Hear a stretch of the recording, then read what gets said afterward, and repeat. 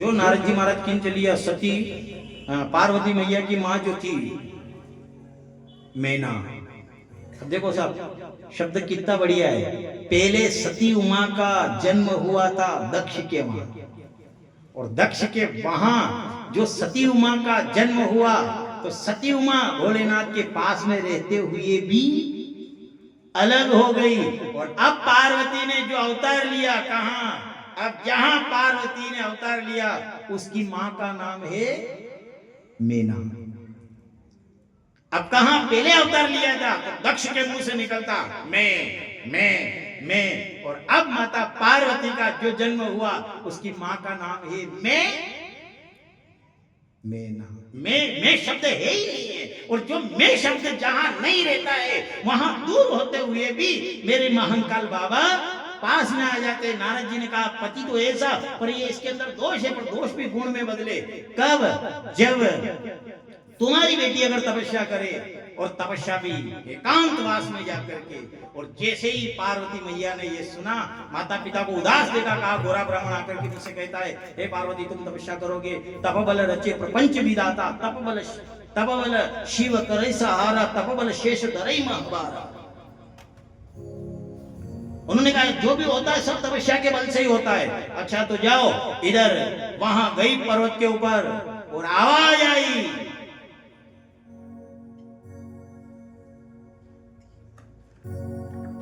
ओम नमः शिवाय, ओम नमः शिवाय, ओम नमः शिवाय, नमः शिवाय, ओम नमः शिवाय, नमः शिवाय, ओम नमः शिवाय।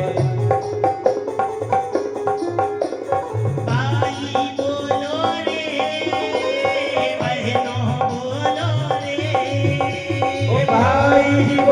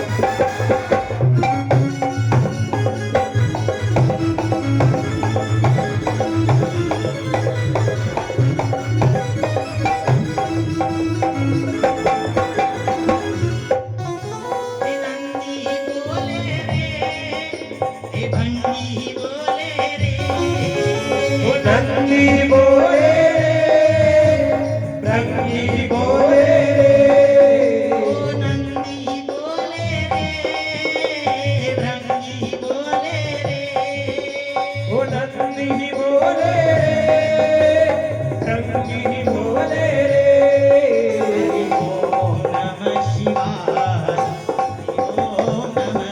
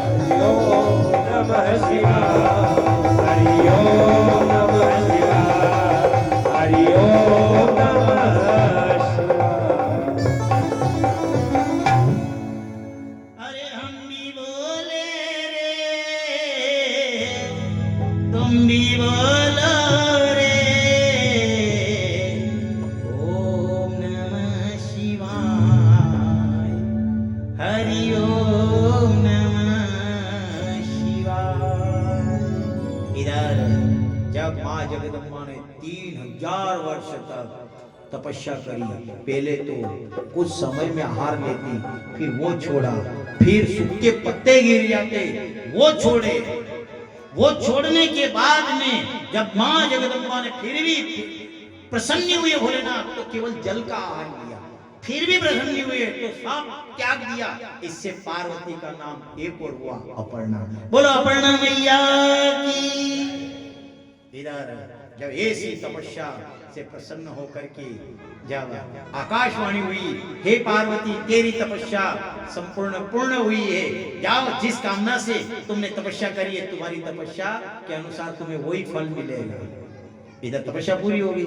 आप सप्त ऋषि को भेजा भगवान भोलेनाथ ने। उन्होंने कहा कि तुम जाओ और पार्वती की जाकर पहले परीक्षा ले। तो पूछने वाले ने भोलेनाथ से भी कहा, कहने वाले ने भोलेनाथ से कहा कि जब पार्वती ने ऐसी तपस्या करी तो आप परीक्षा लेने के लिए क्यों भेज रहे हो? मान लिया परीक्षा लेने की तो बात है ही नहीं। आपके लिए अत्रि व्यक्ति तो 3000 वर्ष तक अपर्णा सब त्याग करी और तपस्या करी और फिर गिरा गए। सप्तऋषि ने भेजी आपके जैन नियम की परीक्षा ले, पार्वती और कतरी परीक्षा लोगा। उन्होंने कहा, भगवान भोलेनाथ ने कहा, कर्जा वहीं का वहीं जमा होना चाहिए। एक तो होता है कृतज्ञ और एक होता है कृतज्ञ। जब राम का वही सवाल आया, तारकासुर नाम का राक्षस उत्पन्न हुआ। अब सबने विचार किया कि और भोलेनाथ और पार्वती का विवाह हो, तो सबसे पहले अगर कोई आया और आकर के किसी ने बाबा भोलेनाथ से कहा तो वो थे राम। राम ने हाथ जोड़ करके सामने आकर खड़े हो गए। जब समाधि लगाई हुई थी, कामदेव को भेजा। कामदेव ने एक आम का वृक्ष था, आम के वृक्ष के अंदर बैठ करके और जो 5 बाण मारे, उसने देखा कि भोलेनाथ की समाधि टूट जाएगी, पर क्या टूटे? जो काम को जीतने वाले हैं, जिनकी रक्षा करने वाले साक्षात राम हो, भला उनके पास काम थोड़ी आ सकता है। और काम देने आकर जो 5 बाण मारे, जैसे 5 बाण मारे और 5 बाण हृदय के अंदर लगे, जैसे हृदय के अंदर लगे तभी भगवान ने तीसरा नेत्र खोला। तीसरा नेत्र शिवर ही उगारा, तुरंत कामदेव को छाड़ा। जैसे ही उन्होंने तीसरा नेत्र उगाड़ा, वार नहीं कामदेव वहीं जल करके भस्म हो गया। अब जैसे वो भस्म हुआ, इधर रति दौड़ती हुई आई, क्या होगा मेरा, क्या होगा? ये मेरे पति कामदेव थे, पति कामदेव थे। इधर उन्होंने कहा परोपकार है संतान विबुधा, ठीक है परोपकार के हेतु उन्होंने मान लिया अपने शरीर को त्यागा। तो आज के बाद तुम्हारा पति जो है ये अनंग ही होगा, इसके शरीर को नहीं देखोगी पर रोज तुझसे बातें करेगा ये। पर हाँ, ये शरीर में कब प्रकट होगा कि यदुवंशियों के वहां पर जब द्वापर युग में जब कृष्ण अवतार होगा, उस समय भगवान कृष्ण का जो बेटा होगा वो तुम्हारा पति कामदेव होगा। रति उस समय भगवान भोलेनाथ को प्रणाम करके वो चली गई। बात वही आती है फिर कृतज्ञ और कृतज्ञ। अब मान लिया जाए सती उमा का त्याग किसके लिए किया था? भोलेनाथ ने राम के लिए। अगर वो राम की परीक्षा लेने के लिए नहीं जाती है तो वो त्याग थोड़ी करते। तब मान लिया निमित्त मात्र तो कौन बने? अब राम जी यूं तो कहवा दी रहा कि साहब आपके बोले माँ गोर भांगी ने ऐसा आप यूं नहीं आता तो यहाँ नगे नहीं आता तो मुंह पर दोग नहीं दे तो मुंह दोग नहीं देते तो ये परीक्षा लेवा नहीं आती। ये भोलेनाथ ने कभी मन में विचार नहीं किया, कभी भी विचार नहीं किया। भोलेनाथ का समय भी आया, कहा भी है पत्नी के बिना आप रह नहीं सकते, सती उमा के बिना आप रह नहीं सकते, तो कैसे रहोगे? उस समय भोलेनाथ ने कहा जैसे रखे राम जी रहना चाहिए, जैसे रखे राम जी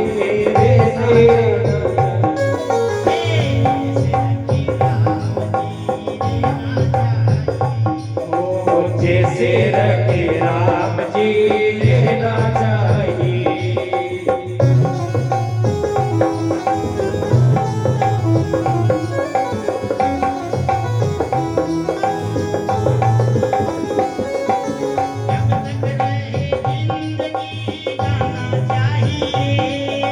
जब तक रहे जिंदगी गाना चाहिए, राम राम राम रटना चाहिए, राम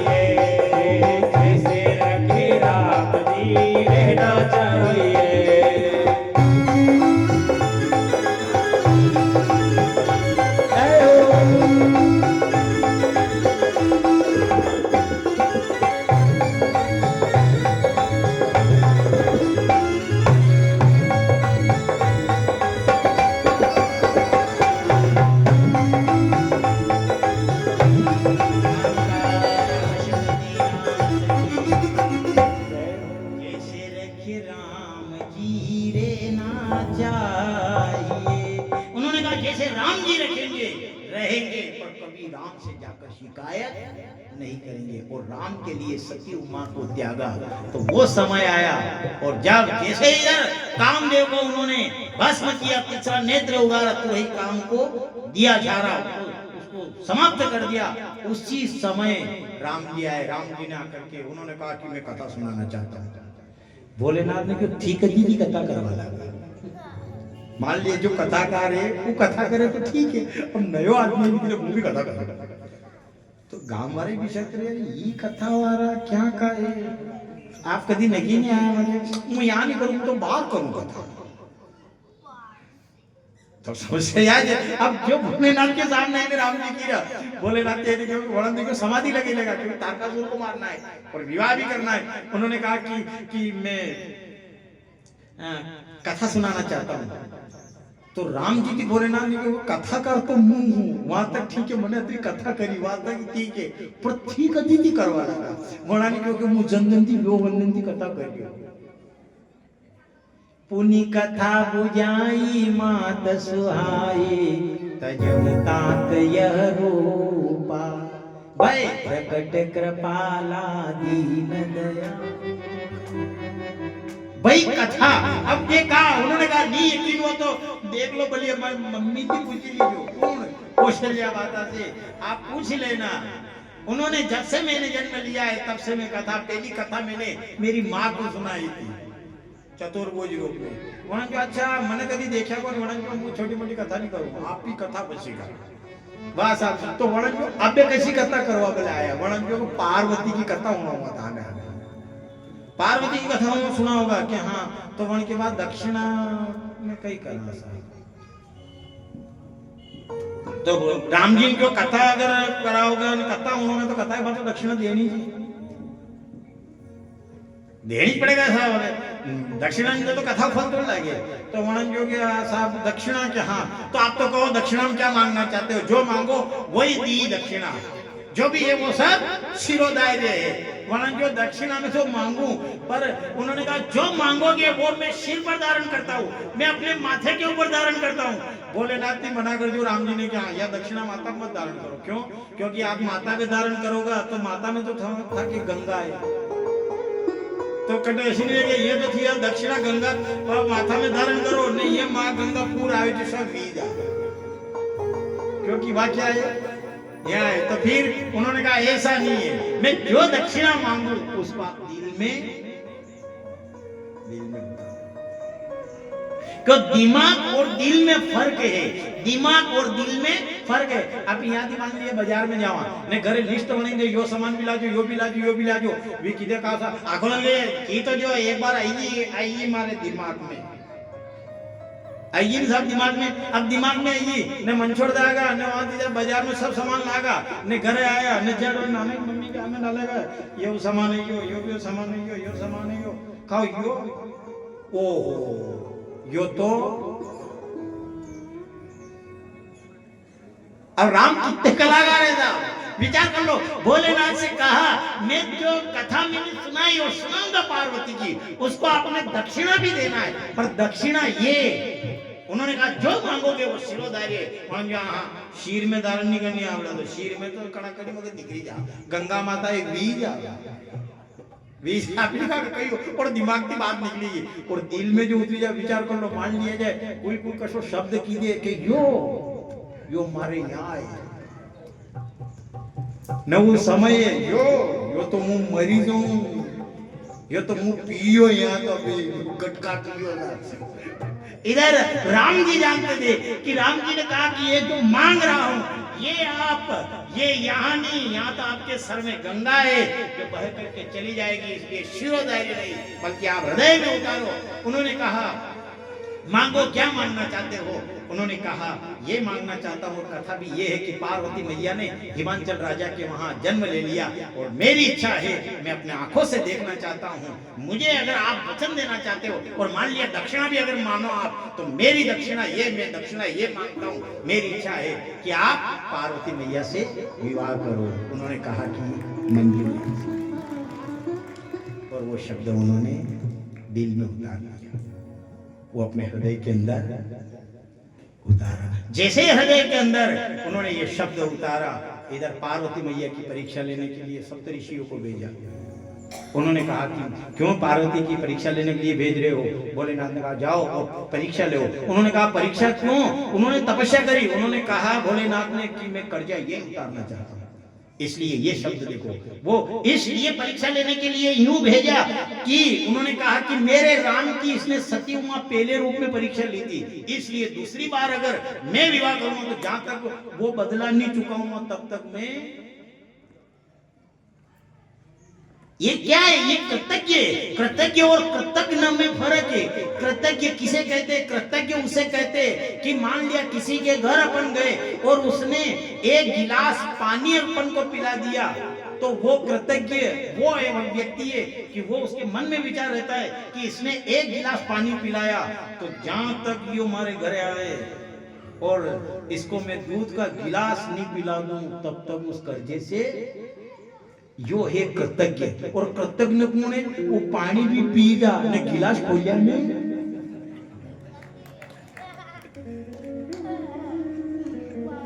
पूछे भी करिका सा और ने पानी पाड़ो गिलास कदे गिलास खेते को का मैंने देखो के बार आपस ये खोले ते कापी है तुम्हारे में कशी कापी अब उन्हें की खोलिया में तो निकारवाती रहो। तो ये कृतज्ञ और कृतज्ञ में फर्क है। भगवान राम कृतज्ञ, उन्होंने देखा अपने लिए इन्होंने सती उमा को त्यागा है तो अपना कर्म बनता है कि फिर पार्वती से विवाह करे। मैं ही इनसे वरदान मांगा, और वरदान अगर नहीं मांगो दक्षिणा के तौर में मांगो तो ये पार्वती और इनका विवाह ही मांगो। और वही राम आए और राम ने आकर के उनसे प्रार्थना करी। प्रार्थना उन्होंने शिरोधार्य हृदय के अंदर उतारी। इधर जब पार्वती मैया की परीक्षा लेने के लिए गए, सप्तऋषि गए, उन्होंने कहा क्या कर रही हो? उन्होंने पार्वती मैया ने कहा कि मैं बिना पंखों के उड़ना चाहती हूँ, मैं बिना पानी के ऊपर दीवार बनाना चाहती हूँ। अरे मेरी विडंबना को देखो, मेरी अज्ञानता को देखो, मैं पति भोलेनाथ को बनाना चाहती हूँ। उन्होंने कहा किसको जो था उसी को तूने पति चुना? अरे विष्णु भगवान गुणों के खान है, ये तो अवगुण है, ये क्या पत्नी को रखेंगे? अरे कोई पत्नी रखता जानते हो? वो कुछ नहीं जानते, फिर क्या करे? अरे विष्णु भगवान के साथ तुम्हारा ब्याह करे। उन्होंने कहा या तो शिव को वरूंगी या जन्म जन्म कुमारी रहूंगी। पहाड़ से सोना उत्पन्न होता है, सोने की भी जितना आप सोने को जलाओगे, जितना उसको तपाओगे, उसके अंदर चमक आएगी। सोने का जन्म पहाड़ से होता है। इस पार्वती का जन्म भी हिमाचल पहाड़ से हुआ है। चाहे या तो शिव जी को वरण करूंगी या जन्म कोटि लगी रह हमारी वरम शंभु नतु रहूं कुमारी। या तो शिव जी को वरूं या फिर कुमारी रहूंगी। उन्होंने आशीर्वाद दिया। बेटी, सप्तऋषियों ने कहा तुम्हें पति के रूप में भोलेनाथ ही आकर के मिलेंगे। इधर लग्न पत्रिका तैयार हुई। लग्न पत्रिका जी साहब ने दोनों ओर जाकर के वो तैयारी हो गई, विवाह की तैयारी हो गई। अब विवाह की तैयारी वीर साहब में हल्दी पीटी सब गिरी, यहाँ भी हल्दी पीटी सब गिरी। अब भोलेनाथ की भी नंदी गण रंगी गणी था अणा का जी गण, अणा की जमात थी, भोलेनाथ की भी जमात है अणा भूता था। अब उन जमात ने क्योंकि घर की कोई चिंता है को नहीं, आपने भोलेनाथ ने जो घर में है कौन जो उनकी चिंता कर जो काम के चिंता के तो कोई तो कोई नहीं, तो कोई को नहीं था। आपने दूल्हो बनाई रहा और शादी करांगा, आपको ब्याह करांगा, तो फिर आपने सजावा तो खरी तो बनानी, क्योंकि आपके घर में कोई को नहीं, भोलेनाथ से कोई को नहीं, अभी तो अकेला जाए आप लोग कहीं चिंता ही को नहीं बढ़ाई, चिंता ही को नहीं। पर मैं दूल्हो बनाए तो घर का तो सामान लावे, बारात में ली जाए तो कहीं भी सामान लावे, दूल्हा ने तैयार करे, तो आपने तैयार करवा के लिए कण को मुकुट ली ना आवागी। भोलेनाथ ने कहा हाँ कण के मांगवा नहीं जाओ, मांगनो ने मरनो, आपने तो मुकुट नहीं लानो। अरे तो आपने दूल्हा बनावागा ने आपने सजावागा, वरन जो साहब कण को के सोना को मुकुट लावा ने माथा पे धारण करा। भोलेनाथ ने क्योंकि मांडो कराओगे कि न्यूज रखोगा मने, वरन क्यों कि सोने का मुकुट धारण करने दे। देखो कितना सुंदर शब्द कहा मेरे बाबा ने कि सोने का मुकुट अगर धारण करोगे तो जिसके मुकुट रहता है सोने का, उसके अंदर अहंकार रहता है। आप देखो दूल्हो राजा जो दूल्हो बनी जा, उनका बाप अच्छो नहीं लागे, केण नहीं चाहिए, उनका बाप जमाना में कभी पान नहीं खाते होगा, वही जनी भाई को दूल्हो उनके बोले ही कोई।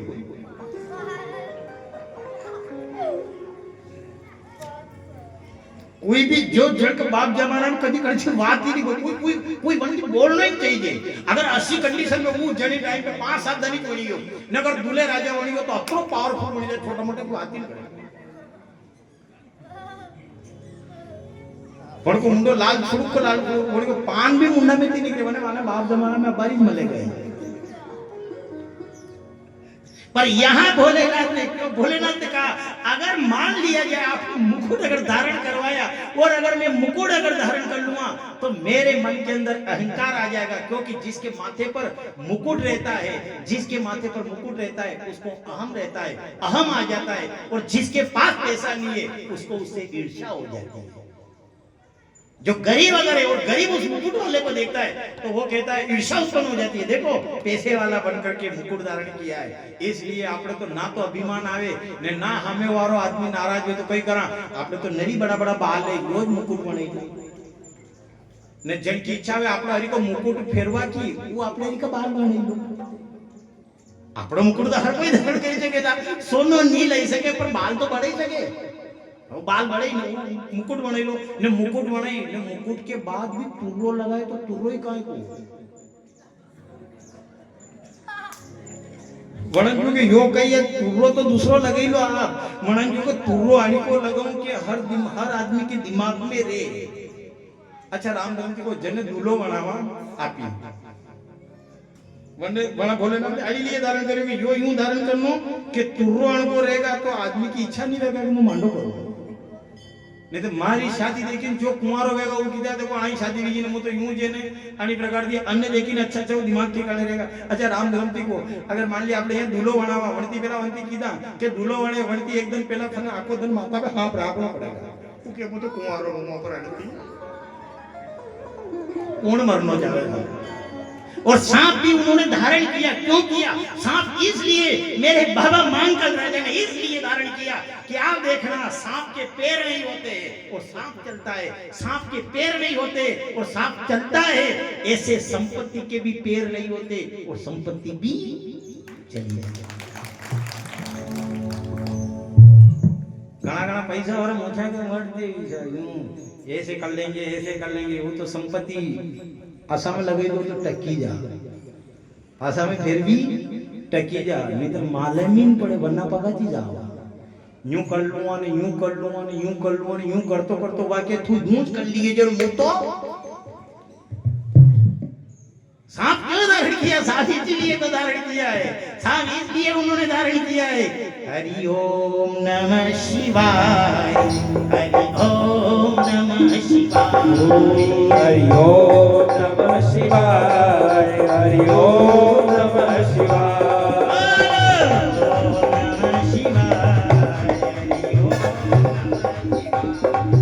हरि ओम नमः शिवाय, हरि ओम नमः शिवाय।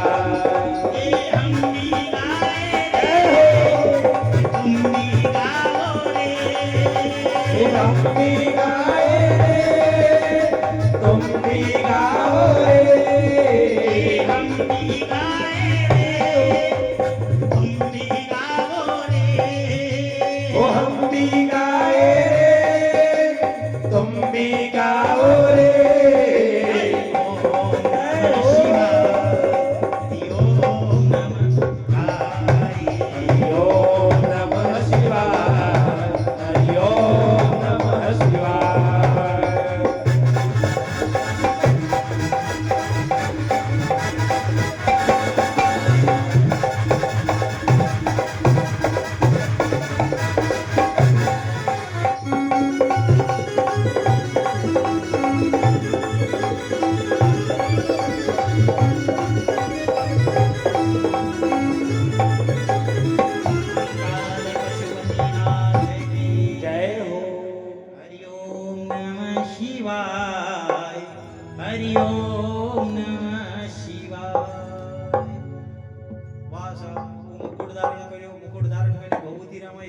बबूती भी रमाई तो ऐसी मसाना मरियो वण की एक जानो रागनो सभी के मुर्दा की बबूत भगवान भोलेनाथ के ऊपर चढ़े मुर्दा की बबूत चढ़े तो मुर्दा की भोलेनाथ ने भी क्यों आणि गलत फहमी मत रीजो कटे आपके मुर्दा की मर्यादा का की जो जेलियो तो को वण की बबूत चढ़े बबूत भी कशा की चढ़ेगा जो मसाना में जाएगा मसाना में बढ़ेगा वण की बबूत कोई पेट्रोल जारी मर जा वण की बबूत थोड़ी चढ़ेगी भोलेनाथ की वण की चढ़ेगी बबूत मुर्दे की चढ़ाई तो इसलिए कि उस मुर्दे के बल से वो राम नाम सत्य है आगे गए गते इसलिए उन्होंने वो मुर्दे की बबूत लगाई नहीं तो ऐसा थोड़ी नहीं पेट्रोल जारी भर जा कभी पेट्रोल जारी भरी जा बनी कभी क्यों एक काम करो ये बबूत ले जाओ भोलेनाथ के वहां चढ़े भोलेनाथ वो राम नाम सत्य का उच्चारण करते हैं इसलिए अब जैसे हिसाब भोलेनाथ भी बैठे अब बैठे तो अब नंदी ने बुलाया तो नंदी के ऊपर बैठा अब नंदी के ऊपर बैठा तो भोलेनाथ ने पाछो मुंडो कर लियो मना गणने क्योंकि शर्म नहीं आई रही आपने कहा क्या मुंडो करिए साहब अब यहाँ भगवान विष्णु ने देखो वर अनुहार बारात नहीं न भाई हसी करे हूँ सुरपुर ही जाए म्हणा जो वर के अनुरूप बारात आई कोनी माँ जैने हसी कराने की भगवान विष्णु को चलो आपने तो चला आगे सब देवता आगे चलिया अभी पाजेरिया अब अणाने थोड़े पाजेरी मुंडो करी मिलो भोलेनाथ नंदीगढ़ प्रंगी करने क्योंकि मुंडो के राखी मिलो था ने भोलेनाथ ने क्योंकि मारा मुंडा थी कई मतलब है मारा नंदिया को मुंडो तो सही है कि मु आगे मुंडो राखूं तो ही वटे जानो ने भली मु पाछे मुंडो राखूं तो भी अब वहां जानो अभी भूत प्रेत सब था जो पूछता था हर बार आप कथा सुनी जी रहा रोज ही पांचवी छठी कथा भी सुनी अब जैसे वहां गया भी अब वहां भगवान विष्णु ने भी गया अब वहां गया सब भगवान विष्णु ने सब ने देखा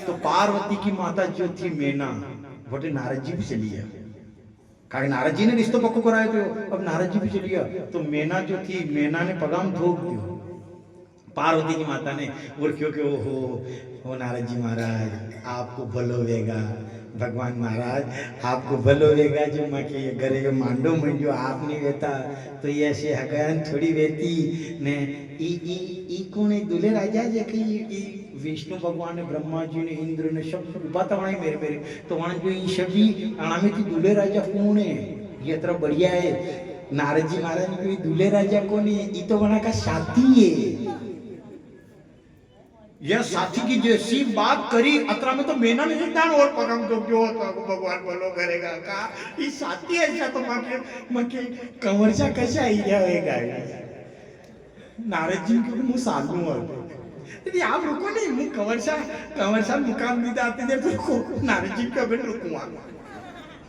अब मने आती प्रस्थान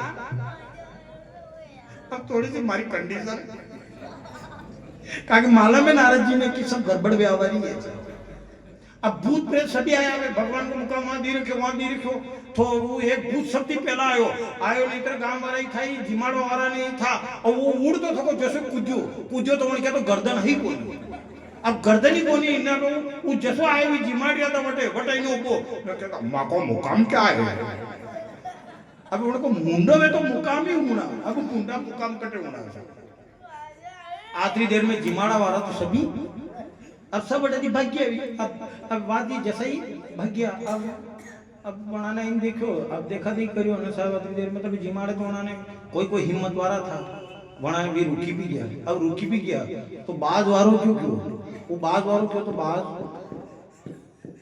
तो ये रसोई वारों तो बनने क्योंकि आणखी कहीं भी गयो ये बाज तो पलटावे के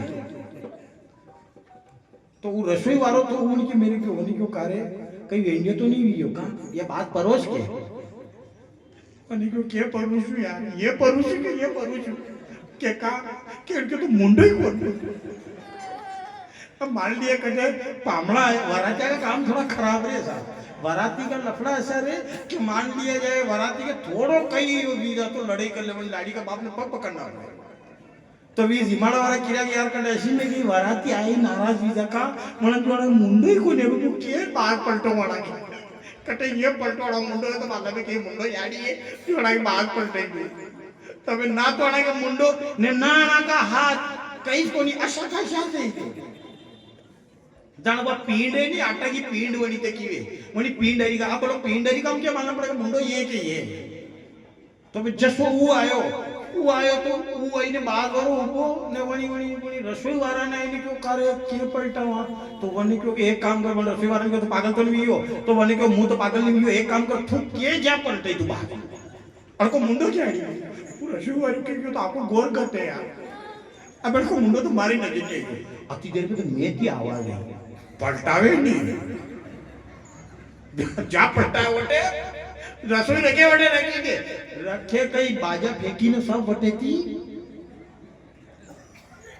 भाग गया अब वहां थी बाजा अब दूसरे बाजा पलटा वाला तो वो एक और बाज वालो ना उभो वो के कर फू कईला उभो या वो के मुई उभो के करे अणके तो अतरा मुंडा पे कई करू यार एक लफड़ो शिव जी के यहां आया ये मुंडा और दूसरे आड़ी नहीं आया राम जी के वहां भी मुंडा नहीं गया अब शिव जी के देखो तो 5 मुंडा शिव जी का देखो तो 5 मुंडा वण की बारात में ब्रह्मा जी आए तो वणा के 4 मुंडा वणा के कार्तिक स्वामी सोरो वण के 6 मुंडा ने वणा को जो सेलो वण के 10 मुंडा बोलो अरे सब मुंडा के लग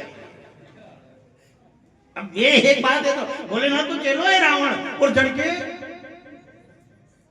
अब किसी के एक है तो किसी के है ही नहीं और किसी के है तो बहुत ही है ऐसे करते करते जब विचलित हो गए और उन्होंने देखा अब वहां जब भी रसोई जी में लगा तो एक मुनी वरना माता वाला ने क्या हुआ वो रसोई खाती वो आए बोले थोड़ी वो दर्द की मारी एक तो बात पड़ोसियों ने एक दो बार शेष तगारी उनके में नाकी वणी मशीन में नाकी वो जैसी में नाकी ने वरने क्यों और रसोई गणी हुए बनावारो कछो वेगा तो 10 मुंडा वारो वणी बनावारन खावा गयो वो रसोई बनावारो भी माती ऐसे छवि को देखा अब यहाँ तो यह छवि रसोया बनावारा बच गया यहाँ उभा जन के जमे वो रसोई दी ने जीवी लो वणन क्यों यार यो कसो या कशी रसोई वणन क्यों बफेट है આપણે હાથાથી લીલીને જેમો આ પાર્વતી मैया की मां ने देखो वरात आई आ वणा तो नारद जी पगम ठोक दीने तो आई दिया था और नारद जी पगम ठोक दीने ही रहता तो वो दी वणा जो साहब दूल्हो क्या है दूल्हो तो नजर ही नहीं आई रो अति देर भोलेनाथ के मुंह नजर नहीं आई रो तो आई रो पर नंदी तो नजर आई रो तो के कई करा के पहला नंदिया की पूजा करो पार्वती माता की जो मां थी मेना वने देखो આપણે તો કંવરશા ઘણા સંસ્કારી પેલાની એની નંદી કી પૂજન કરીને પછી વાળા કી પૂજન કરાવે ગઈ ને કશી પૂજન કરાવે છે वहां जैसी पार्वती माता ने देखो तो वटे तो बीबी जो भागी वहां के टल्ला की मारी भी सब नीचे गिरी उन्होंने कहा ये थाली कैसे गिरी थाली इसलिए गिरी कि मुझे देखकर नहीं गिरी ये मेरे गले में सांप है क्योंकि जो काल को देखता है वो होश हवास भूल जाता है इस प्रकार जब पार्वती मैया ने बार बार कहा भोलेनाथ ने चंद्रमा देखा है जैसे अपनी जटा को अलग किया इधर जो माथे के ऊपर चंद्रमा देखा पार्वती की माता ने आकर के तिलक किया तिलक करके जो भावरी पड़ी और भावरी में जो फेरे हुए फेरे के बाद में पार्वती मैया के साथ में भोलेनाथ का विवाह होता है विवाह होने के बाद में और जब पार्वती मैया को उन्होंने विदा किया इधर अनेक प्रकार से शिक्षा दी मैना ने और भोलेनाथ और पार्वती नया विहार करने लगे कैलाश पर्वत पर और उनके जो पुत्र हुआ उस पुत्र ने तारकासुर का वध किया और वही भोलेनाथ और माँ जगदम्बा पार्वती फिर उसी कैलाश पर्वत पर विराजित हो गए फिर वही पार्वती मैया ने जो शंकर सन्मुखासन दिया था वो अर्धासन में बिठाया पर पार्वती मैया के मन में वही प्रश्न है पार्वती मैया ने कहा कि प्रथम जो कारण कहूं विचारी मेरे मन में कारण आ रहा है हे नाथ मेरा प्रश्न है आप मेरे मन की जो विडंबना है उस विडंबना का हरण करिए और हे नाथ वही राम कथा ये अवतार कब लेते हैं जब इस प्रकार देखा तो भोलेनाथ ने कहा कि मैं तुझे श्राप दे दूंगा तो फिर पार्वती मैया ने और शब्द उच्चारण किया उच्चारण करते ही भगवान भोलेनाथ ने ध्यान किया कि ये तो राम कथा में मगन होना चाहती है इस प्रकार जो पार्वती का प्रश्न है और भोलेनाथ राम जन्म के कारण अनेक है पर वो क्या क्या कारण है वो सब कथा कल रहेगी आज कथा का जो पुण्य है सावलिया से खेड़ापति बालाजी महाराज दादा गुरु साहेब और जितने भी भक्त सुन रहे हैं इनके पितृ देवता के चरणों में अर्पित करते हुए मैं अपनी वाणी को विराम देता हूँ कल राम जन्म की कथा रहेगी कथा जिस प्रकार रावण के जन्म की भी अनेक प्रकार से किस प्रकार से उनको श्राप मिला जिस कारण से राम का अवतार हुआ नारद मोह की कथा स्वयं मनु महाराज की कथा और राम जन्म ये कथा का प्रसंग हमारे कल रहेगा आज की कथा को विराम देते हुए मैं अपनी वाणी को विराम देता हूँ। राजा धीराज रामचंद्र भगवान की। अच्युतं केशवं राम नारायणं अस्मितं केशवं राम